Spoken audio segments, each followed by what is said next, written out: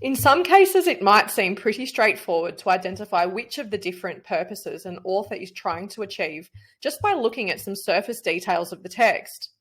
For example, you can spot a recipe a mile away, and sometimes a text just repeatedly hits you over the head with persuasive techniques in an effort to sway your allegiances.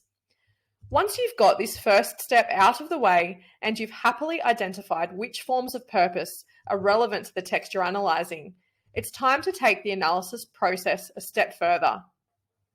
Based on what you know about the author's contextual background, you need to assess both how and why they are attempting to instruct, entertain, inform, persuade, or describe in the way they have chosen to. To what effect?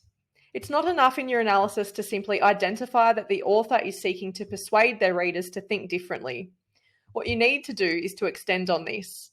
What exactly, very specifically, is the author persuading you to think? How are they persuading you? What language, narrative, or visual devices are they using to do this persuading? And again, why are they persuading you to adopt this new way of thinking, feeling, or behaving? What's in it for them? Think, to what effect and for what purpose? So in a nutshell, identify the purpose and then conduct a what, how, and why analysis of that purpose. An analysis very specific to the text you are studying. For example, we could say that the central purpose of Arthur Miller's political drama The Crucible is to inform his 1950s American audience of the McCarthy government's abuse of power through political manipulation. Note that this is already quite specific. I have mentioned exactly who Miller's intended audience may be, and I have also been nice and specific in pinpointing the particular aspect of his political context that most likely triggered him to write his play. I could take this contextual analysis a step further by commenting on how and why Miller achieves his intended purpose.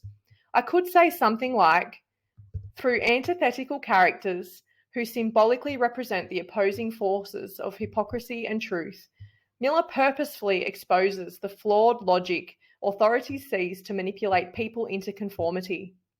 In doing so, the playwright positions his audience to recognise the need for individual citizens to stand up to those in power, to advocate for autonomy and truth.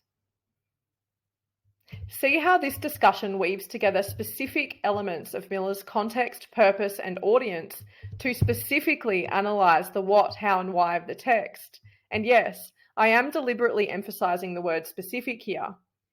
Something like this analysis could form the first few sentences of a body paragraph in an analytical essay that focuses on how Miller represents the politics of power, truth, and manipulation in The Crucible. I like to frame my body paragraphs with a sentence or two of specific contextual detail that demonstrates my understanding of how the author's context, purpose, and audience factor into their portrayal of the idea I am discussing in the paragraph.